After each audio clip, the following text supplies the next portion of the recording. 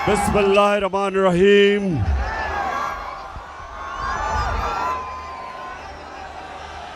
फैसलाबाद माशाअल्लाह, सबको आज मैं खुशामदीद कहता हूं। अपने नौजवानों को, यहां मेरी बहनें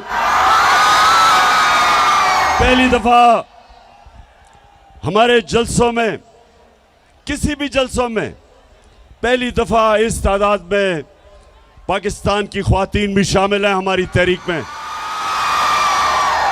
यहां हमारे MNAs, MPs, वर्कर्स, नौजवान, यूथ, और मैं यहां अपनी मसीह बरादरी को भी खुशामदीद कहता हूं। मेरे पाकिस्तानियों,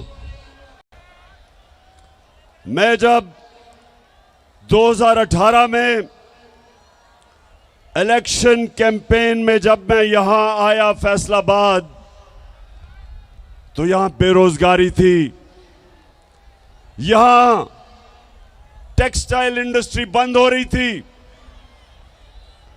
हाउसिंग सोसाइटीज बनाई जा रही थी, टेक्सटाइल इंडस्ट्रीज बंद करके बेरोजगारी थी। और मैं अल्लाह का शुक्र अदा करता हूं कि हमारे 3.5 साल में यहां टेक्सटाइल इंडस्ट्री भी उठी, यहां रोजगार भी मिला, इर्द गिर्द किसानों के, पहली दफा किसानों के पास इतना पैसा आया, उनकी फसलों के ऊपर उनको पैसा मिला। गन्ना जो किसान उगाता था और जो शुगर माफिया उसको पैसे नहीं देता था, हमने उनको पैसा दिलवाया, हमने टाइम पे कीमत दिलवाई। और जब पैसा गया देहात में, किसान ने अपनी जमीनों पे लगाया, और पिछले 2 साल हमारे सबसे ज्यादा 4 बड़ी बड़ी फसलों की पैदावार हुई और कीमत भी मिली। आज जब मैं फैसलाबाद, यहां पहले मैंने जलसा किया 2 महीने पहले, अब मैं फिर यहां हूं आपके पास। कभी भी सियासी जलसे 3-4 साल के बाद एक शहर में होते थे, उससे पहले नहीं होते थे। यह पहली दफा है कि 2 महीने में फिर फैसलाबाद जलसा कर रहा हूं, और माशाअल्लाह इस तादाद में अवाम आई है जलसे पे। लेकिन मुझे अफसोस से कहना पड़ता है कि फैसलाबाद में इंडस्ट्री बंद हो रही है। पावर लूम वाले मेहनत कश वो बंद हो रहे हैं। जो शटल लूम वो भी बंद हो रही हैं, जो एक्सपोर्ट करते हैं। बेरोजगारी बढ़ रही है, और उसके अलावा जो बिजली की कीमतें, पेट्रोल और डीजल की कीमतें,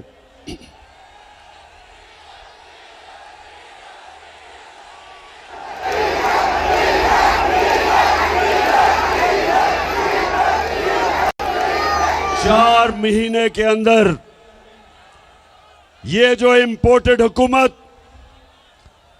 जो बैरूनी साजिश के तहत इस कौम के ऊपर मुसल्लत की गई, 4 महीने के अंदर इन्होंने पाकिस्तान का बेड़ा गर्क करके रख दिया।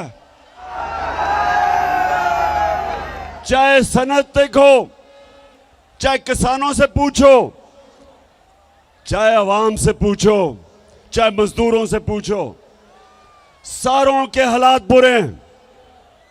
क्योंकि जो इंपोर्टेड हुकूमत थी वो सिर्फ एक मकसद के लिए आए थे, अपने करप्शन के केस बंद करने के लिए। तो मैं उसके ऊपर बाद में आऊंगा। मैं पहले जो पाकिस्तान में सैलाब आया हुआ है, अल्लाह ने हमें बड़े इम्तिहान में डाला हुआ है। 3 चीजें हमने करनी है आगे से। कि अगर इस मुल्क में सैलाब आए तो वो इतनी तबाही ना मचाए। नंबर 1, हमें डैम्स बनानी पड़ेंगी। मैं फख्र से कहता हूं कि 50 साल के बाद हमारी हुकूमत थी जिसने 10 डैमें बनाई, जिसमें 3 बड़ी डैम्स थी 50 साल के बाद। और हमने अभी और डैम्स की फिजिबिलिटीज बनाई हुई थी, और अगर 3-4 साल और मिल जाए हमें तो कभी भी इस तरह की तबाही, फ्लड्स नहीं मचाएंगे आने वाले वक्त में इंशाअल्लाह। तो सबसे पहले डैम्स बनानी है। नंबर 2, ये जो मौसम की तब्दीली है, इसके लिए जो हमने 10 अरब दरख्त लगाने का हमारा जो प्रोग्राम है, वो एक ही तरीका है कि हम ये जो क्लाइमेट चेंज है, मौसम की तब्दीली है, ये जो मौसम गर्म हो रहा है, एक ही तरीका है इसकी गर्मी कम करने का कि सारी कौम मिलकर आने वाली हमारी नस्लों को बचाने के लिए हम सब मिलकर शजरकारी करें। और इंशाअल्लाह वो हमारा दूसरा प्लान है। अभी मैं आपको फैसलाबाद अभी बड़ी अच्छी वीडियोस भी दिखाने लगा हूं।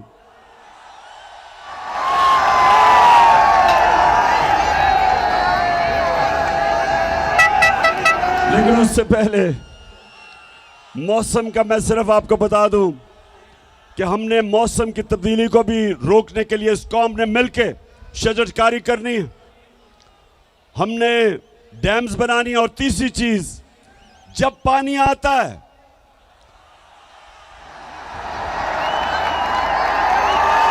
बारिश आता है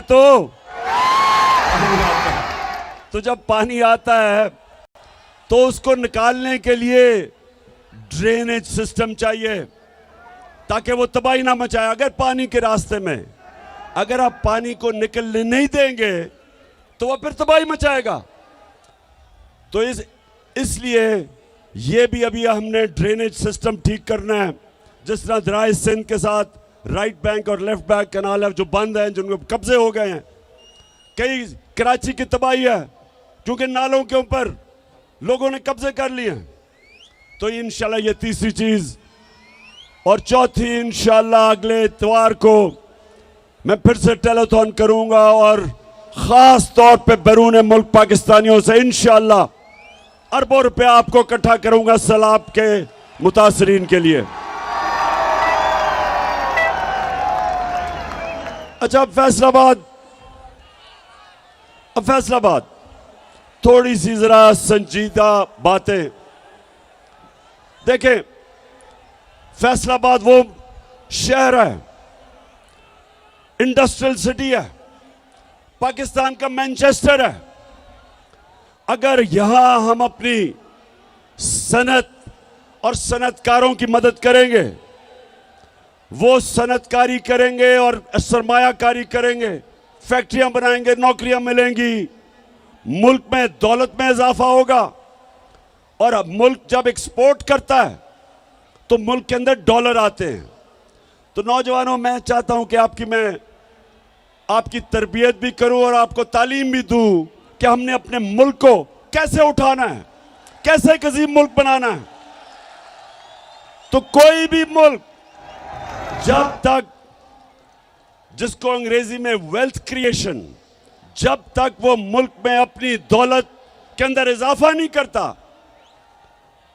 जब तक वो मुल्क में दौलत की इजाफा नहीं करता, अपनी एक्सपोर्ट्स नहीं बढ़ाता, तो वो इसी तरह कभी IMF की गुलामी तो कभी किसी की गुलामी, और उसका सरबरा फिर यही करता है जो कि अभी शहबाज शरीफ कहता कि मैं भी मुल्क फिर के आया हूं। तो वो क्या कहता, जरा ये देख लें। मैं सऊदी अरब से होके आया हूँ, मैं UAE के होके, अभी मैं तुर्की होके आया हूँ। और मैंने उन भाइयों को कहा कि आप हमारे बड़े अजीम भाई हैं, हमेशा आपने हमारी मदद की। और मैंने यही कहा, जब मैं आया हूँ तो आप समझेंगे शायद ये मांगने आया। मैं मांगने नहीं आया, लेकिन मजबूरी है। जिस तरह माजी में 75 साल में आपने हमारा हाथ बटाया है, कुछ अर्सा आप हाथ बटा। मैंने कहा मैं वादा करता हूं कि इंशाअल्लाह हम पूरी कौम हम मिलकर दिन रात मेहनत करेंगे, पसीना कराएंगे, अपने पांव पे खड़े होंगे। हाँ शहबाज शरीफ, कौम तो मेहनत करती है। हमारा जो बाहर बैरून मुल्क पाकिस्तानी जो सऊदी अरेबिया, दुबई, दुनिया में जाके पैसे कमाते हैं, 14-14 घंटे काम करते हैं, वो पैसा पाकिस्तान भेजते हैं, जिसको रेमिटेंसेस कहते हैं, वो डॉलर्स पाकिस्तान भेजते हैं। और आप और आपके भाई और जरदारी की तरह करप्ट लोग चोरी करके मुल्क से पैसा बाहर भेज देते हैं। तो मेरे नौजवानों सुनो, आप अभी IMF की रिपोर्ट आई है, ये जरा आप गौर से सुने। IMF, अब मैं समझा दूं IMF क्या है। IMF एक आलमी बैंक है। जब एक मुल्क के अंदर डॉलर्स की कमी होती है, यानी मुल्क में ज्यादा डॉलर्स बाहर जाते हैं और कम डॉलर्स मुल्क में आते हैं, खसारा होता है बैरूनी, तो फिर IMF आपको कर्जा देता है। तो जब वो कर्जा देता है, वो कई शराइत लगा देता है। वो ये कहता है कि मसलन आप अवाम से पैसा इकट्ठा करने के लिए बिजली महंगी करो, आप पेट्रोल और डीजल की कीमत बढ़ाओ,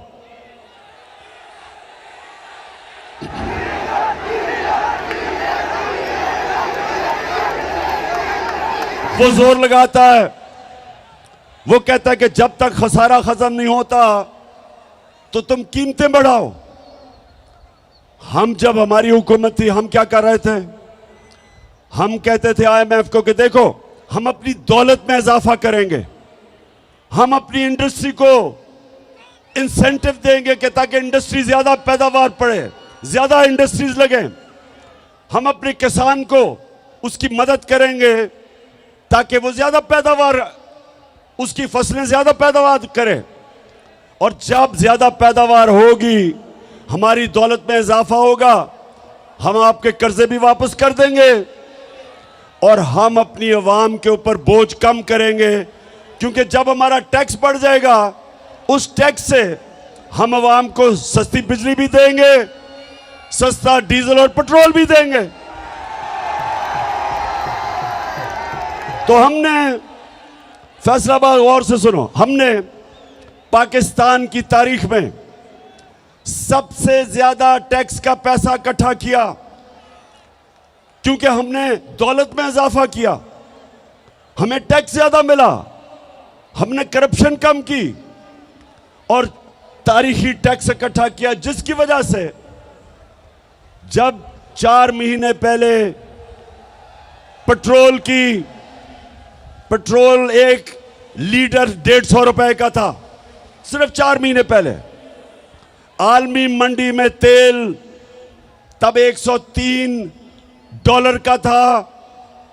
और ये जरा सुन ले, नोट करें, ये $103 का आलमी मंडी में तेल था और हम आपको पेट्रोल 150 रुपए लीटर दे रहे थे। आज आलमी मंडी में तेल $96 है, कम हो गया, लेकिन आज आपको 236 रुपए लीटर पेट्रोल पड़ रहा है, क्योंकि हमने अपने पेट्रोल की कीमत नीचे रखी थी। हमने टैक्स से ज्यादा पैसा इकट्ठा करके हमने अवाम पे बोझ नहीं पड़ने दिया।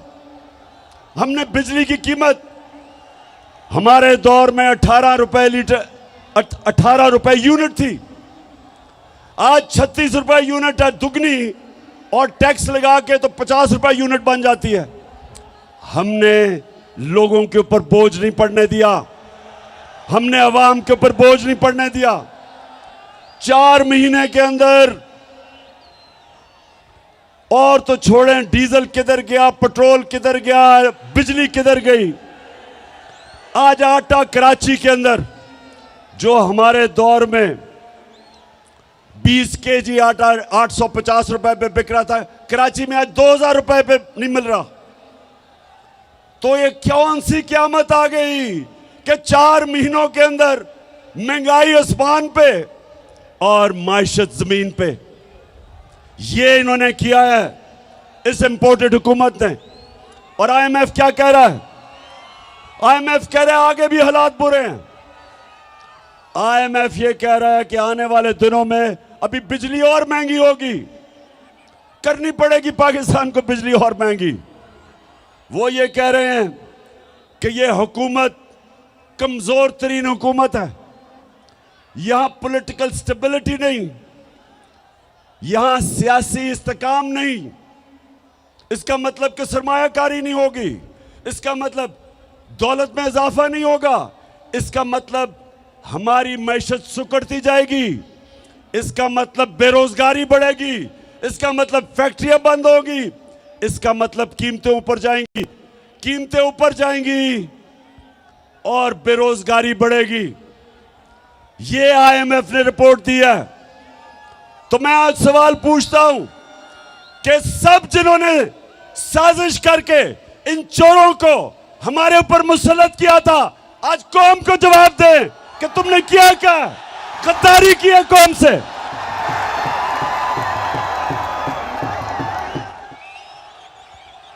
आज कौम आपसे जवाब मांग रही है।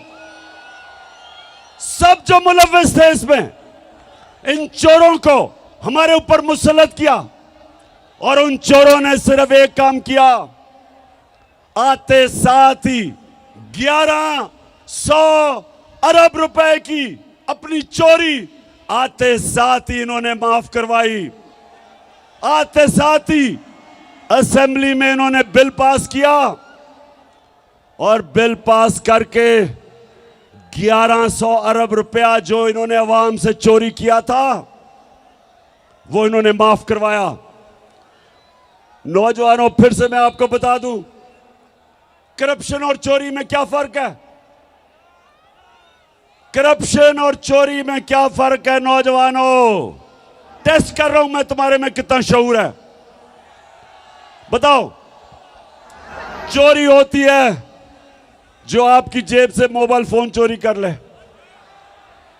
चोरी होती है कि आपके घर में आके कोई चोरी करके आपका टीवी उठा के ले जाए, आपके पैसे चोरी कर ले, इसको चोरी कहते हैं। करप्शन वो होती है जो मुल्क का पैसा चोरी किया जाता है, जो आप सबका, जो पैसा आपके स्कूलों पे, अस्पतालों पे, सड़कों पे, कीमतें कम करने पे, जो पैसा कौम पे खर्च होना हो वो चोरी करके ले जाते हैं, इसको करप्शन कहते हैं। और आईएमएफ ने एक और बात की, ये पहली दफा आईएमएफ ने ये बात की है कि एक बहुत बड़ी वजह कि पाकिस्तान के जो माशी हालात इतने बुरे हैं, जो हमारा दिवालिया निकला है, उन्होंने कहा एक बहुत बड़ी वजह हुकूमती करप्शन है। यह पहली दफा आईएमएफ ने कहा है।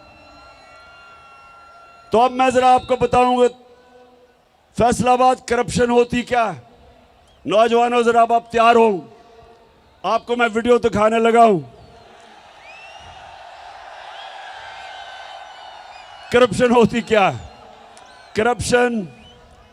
करप्शन होती यह है कि जब मसलन मैंने एक पावर प्लांट लगाना है पाकिस्तान में, उसकी कीमत है 100 अरब रुपया। मैं क्या करता हूं, मैं मुल्क का प्राइम मिनिस्टर या वजीर हूं, मैं क्या करता हूं, उसकी कीमत उठा के 120 रुपए कर देता हूं, 120 अरब रुपया, 20 रुपए जेब में डाल लेता हूं। वो पावर प्लांट जो दुनिया में 100 अरब रुपए में बने हैं, वो पाकिस्तान में 120-30 रुपए पे 30 अरब रुपए के बने हैं। जो 30 अरब रुपया जो ऊपर जो कीमत बढ़ा के करते हैं, वो अवाम को कीमत अदा करनी पड़ती है महंगी बिजली से। और वो क्योंकि 30 अरब रुपया मुल्क में नहीं छुप सकता, क्योंकि वो बैंकों में डालेंगे, लोग पूछेंगे, तो वो मुल्क से बाहर भेजते हैं, वो चोरी करके बाहर भेजते हैं। तो अब मैं आपको बताऊं कि जो हमारे साहिब इख्तिदार जो 30 साल से इस मुल्क में चोरी कर रहे हैं, दो खानदान, शरीफ खानदान और जरदारी खानदान।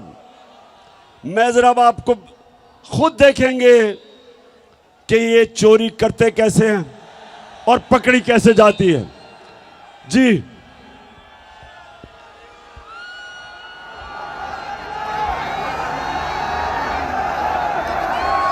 ये आज से 10 साल पहले मैंने इनसे सवाल पूछा शरीफों से कि ये आपके पास लंदन में महंगी तरीन जगह, लंदन यूरोप की सबसे महंगी तरीन शहर है, उस शहर की सबसे महंगी तरीन जगह मेफेयर में मैं इनसे पूछता हूं तुमने किधर से ये पैसा आया? तो ये जरा अब मरियम बीबी का सुने। ये मरियम को नहीं पता था कि एक हदीस है कि शैतान आपके गुनाह दुनिया में नशर कर देता है, कि आप जितना मर्जी गुनाह छुपाना चाहें शैतान दुनिया में नशर कर देता है। तो उनको नहीं पता था आज से 9 साल पहले कि एक इंटरनेशनल इंकशाफ हो जाएगा जिधर उनकी मेफेयर की अरबों रुपए की प्रॉपर्टी के ऊपर भी इंकशाफ होगा कि ये इनकी है। ये कहती है ना मेरी नहीं है, वो कह रही थी कि मेरी प्रॉपर्टी नहीं। अब ये उनके भाई साहब जब इंकशाफ हो गया तो 2016 में वो क्या कहते हैं ये सुने। ये समझ गए कि करप्शन क्या होती है। यहां से पैसा चोरी किया, हुंडी हवाले से लंदन भिजवाया, उधर क्योंकि नवाज शरीफ अपने नाम पर ही लेना चाहता था, कंपनी बनाई, कंपनी की मालिका बनाई मरियम नवाज, और उसके नाम पे 4 महंगे तरीन अरबों रुपए के लंदन में प्रॉपर्टी ले ली। अब ये क्यों कह रहे थे कि हमारी नहीं है? क्योंकि ये बता ही नहीं सकते कि किधर से पैसा आया कि इतनी महंगी प्रॉपर्टीज ले ले। अच्छा, अब जब ये सारा सामने आ गया तो लोगों ने मरियम से पूछा कि ये बताएं कि जनाब आपके पास पैसा किधर से आया। तो आप ये जरा सुने कि मरियम क्या कहती है, सुने जरा। हसन हुसैन के पास आज जो भी है वो उनके वालिद से उनको नहीं आया। वो कहते हैं ना ये पैसा कहाँ से आ गया कि बच्चे इतनी छोटी छोटी उम्रों में अमीर हो गए और अरबपति हो गए। तो मुनीब वो एक अरबपति दादा के पोते हैं, उस अरबपति दादा के पोते हैं जो 1960s और 70s में पाकिस्तान का अमीर तरीन इंसान था। ये जो एसेट्स हैं, ये जो बिजनेस के लिए पैसा है, ये सारा दादा से डायरेक्टली बच्चों को ट्रांसफर हुआ। सुन लिया, ये सुन लिया। मरियम कहती है कि हमारा तो दादा इतना अमीर आदमी था कि हमारे पास तो ये पैसा दादे ने दे दिया। अच्छा, अब दादे ने दे दिया तो दादे का जो बेटा शहबाज शरीफ था वो ये क्या कहता है? मेरे खानदान को 22 खानदानों में शुमार नहीं होता था। मुझे इसके ऊपर बाइस फख्र है कि मेरे वालिद का ताल्लुक एक गरीब किसान के घराने से था, हिंदुस्तान से। वो वैसे मैं मरियम को दाद दूंगा, मैं आज उसे अप्रिशिएट करना चाहता हूं। सुने सुने क्यों कि इतना बड़ा झूठ बोलते हुए एक भी मुंह से लाइन इधर उधर नहीं हुई।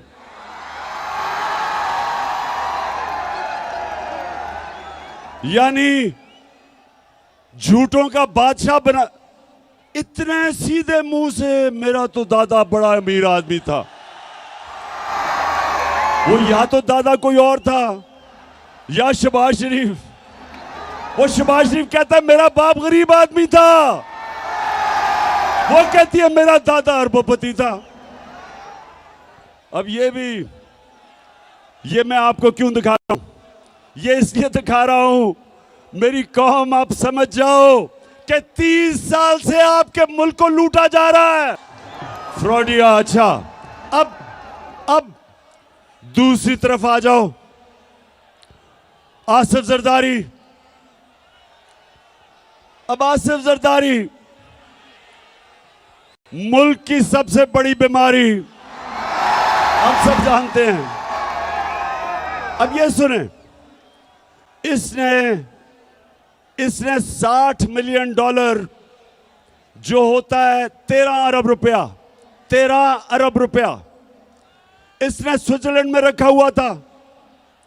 मुशर्रफ की हुकूमत ने जब पता चला तो मुशर्रफ की हुकूमत ने कानूनी कार्रवाई की और वो जो पैसा था वो कानूनी कार्रवाई के बाद वो पाकिस्तान को आना था। लेकिन जनरल मुशर्रफ ने इस मुल्क के ऊपर इतना बड़ा जुल्म किया कि इनको दोनों को एनआरओ दे दिया और माफ कर दिया, जबकि जनरल मुशर्रफ का पैसा ही नहीं था माफ करने के लिए। मेरी तरह के लोगों ने शोर मचाया कि कैसे आप माफ कर सकते हैं, पैसा तो कौम का था। तो 13 अरब रुपया इनका माफ हुआ।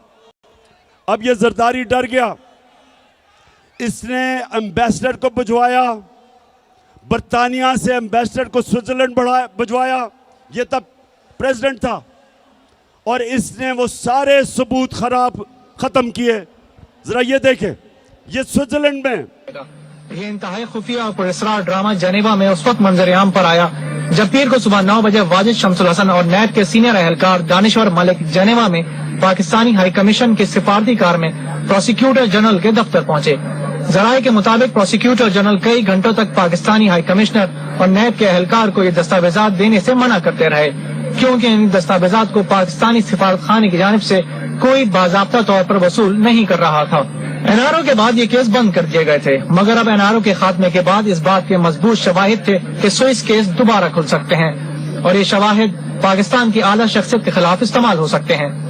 इत्तलाआत के मुताबिक जनेवा में हुकूमत पाकिस्तान के साबिक वकील जैक पी से मुकदमात के असल सबूत वापस मांगे गए, जिस पर वकील ने यह कहकर सबूत वापस करने से इनकार कर दिया कि पाकिस्तान की एक आला शख्सियत इन मुकदमात में मुल्जिम है।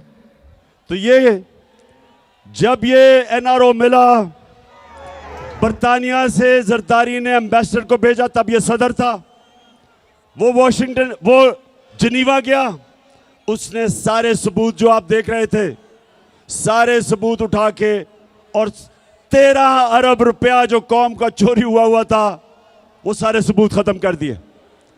तो ये जो दो घर हैं, ये जो 30 साल से लूट रहे हैं, इनको दोनों को मुल्क के ऊपर मुसल्लत किया गया। और ये जो दो घर हैं, ये पाकिस्तानियों गौर से सुन लें, ये 20 साल एक दूसरे को चोर कहते रहे। 20 साल जरदारी कहता था नवाज शरीफ चोर है और नवाज शरीफ कहता था जरदारी करप्ट है। 20 साल। और जब तहरीक इंसाफ की सुनामी आई, दोनों इकट्ठे हो गए, दोनों चोर मिल गए, और अब इनको हमारे ऊपर मुसल्लत किया गया। 4 महीने में सारी कौम देखो कि उन्होंने किया क्या हमारे साथ। और मैं अब आपसे जो सबसे संजीदा बात करना चाहता हूं वो ये,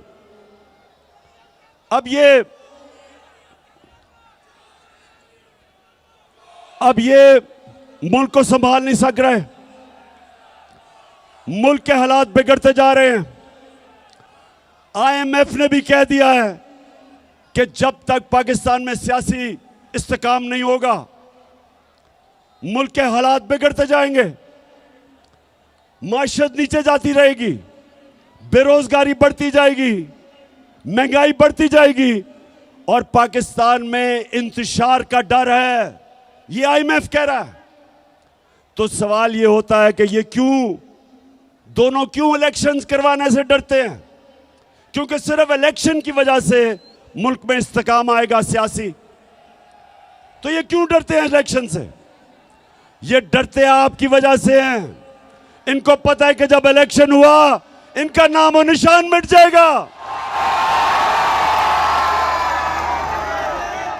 और इसलिए एक ये वजह है, और दूसरी बड़ी इंपॉर्टेंट वजह है पाकिस्तानियों सुनो, दूसरी वजह यह है कि नवंबर में नया आर्मी चीफ आने वाला है, और ये दोनों जरदारी और नवाज शरीफ, इनकी पूरी कोशिश है कि ऐसा आर्मी चीफ आए जो ये अपना कोई फेवरेट लेके आए। ये अपना आर्मी चीफ लाना चाहते हैं क्योंकि पैसा इन्होंने चोरी किया हुआ है। ये डरते हैं कि यहां कोई तकड़ा आर्मी चीफ आ गया, एक मुहिब्बे वतन आर्मी चीफ आ गया तो वो पूछेगा इनसे। तो इस डर से ये बैठे हुए हैं कि ये दोनों मिलकर अपना आर्मी चीफ अपॉइंट करेंगे। अब मैं सारे पाकिस्तानियों से पूछता हूं, फैसलाबाद, गौर से मेरी आप बात सुनो, ये सुने गौर से, दोनों का पैसा बाहर पड़ा है। दोनों जब मुश्किल आती है, जरदारी जेल से निकल के मुशर्रफ के दौर बाहर भाग गया, नवाज शरीफ जेल से निकल के मुल्क से बाहर भाग गया, एनआरओ लेके दोनों वापस आ गए। फिर थोड़ी मुश्किल पड़ी जब जरदारी ने कहा मैं ईंट से ईंट बजा दूंगा, डर के फिर बाहर भाग गया। नवाज शरीफ वो जो झूठ बोल के यहां से गया, वो फिर बाहर भाग गया। बच्चे इनके बाहर, इसके नवाज शरीफ के दो बेटे कहते हैं कि हम पाकिस्तान के शहरी नहीं, वो बाहर बैठे हैं। जरदारी वो आदमी है जिसने मेमो गेट के अंदर अमेरिकनों को कहा था, हुसैन हुकानी को उसने भेजा, एडमिरल मलन को, कि मुझे पाकिस्तानी फौज से प्रोटेक्शन चाहिए। ये सुने जरा, उधर नवाज शरीफ डॉन लीग्स में हिंदुस्तान को कहता है कि हम गवर्नमेंट तो चाहती है लेकिन फौज दहशतगर्दी नहीं रोक रही। ये डॉन लीग्स में कहता है। बरका दत्त को मिलता है, बरका दत्त लिखती है सार्क कॉन्फ्रेंस काठमांडू में, ये छुप के नरेंद्र मोदी से मिलता है अपनी फौज से डर के। अब ये दो लोग, पैसा इनका बाहर पड़ा, जो वहां की ताकतें जो इनको लेके आई, जिधर इनका पैसा पड़ा, ये उनके गुलाम हैं। तो मेरा सवाल ये है कि क्या आर्मी चीफ उनसे एनओसी लेके बनाएंगे? ये मैं सारी कौम के सामने समझता हूं कि ये सिक्योरिटी रिस्क है। ये दो वो लोग हैं जो मुल्क के गद्दार हैं, पैसा बाहर, इंटरेस्ट बाहर, करप्ट। ये माजी में डॉन लीग्स और मेमोगेट, किसी सूरत इस मुल्क की तकदीर इनके हाथ में नहीं होनी चाहिए। इस मुल्क का आर्मी चीफ मेरिट के ऊपर होना चाहिए। जो सबसे मेरिट पे है उसको आर्मी चीफ बनना चाहिए। किसी की पसंदीदा आर्मी चीफ नहीं होना चाहिए, किसी का फेवरेट नहीं होना चाहिए। तो फैसलाबाद, अब मुझे पता है हिंदुस्तान का मैच शुरू होने लगा और पाकिस्तान का।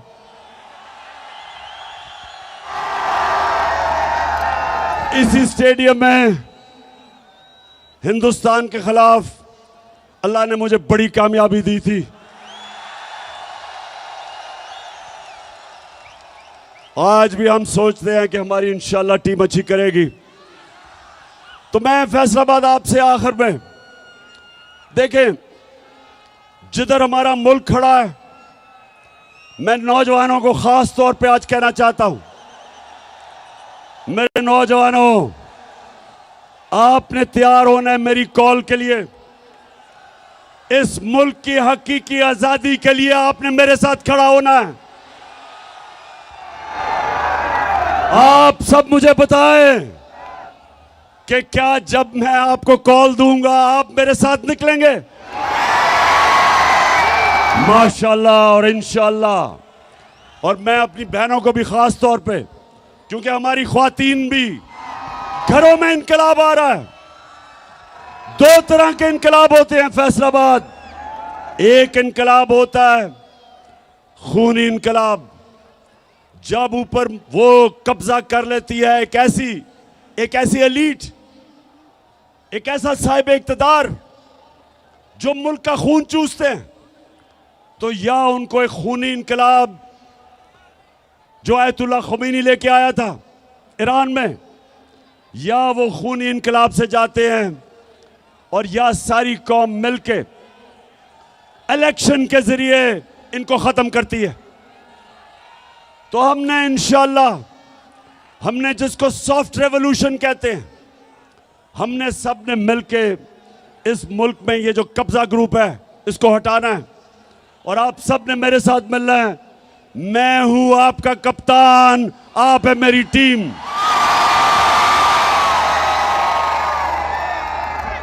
और फैसलाबाद इलेक्शन भी आ रहा है, यहां एक इलेक्शन भी है, आपको पता है लोटों का। इस फैसलाबाद में भी एक दो लोटे निकले हैं।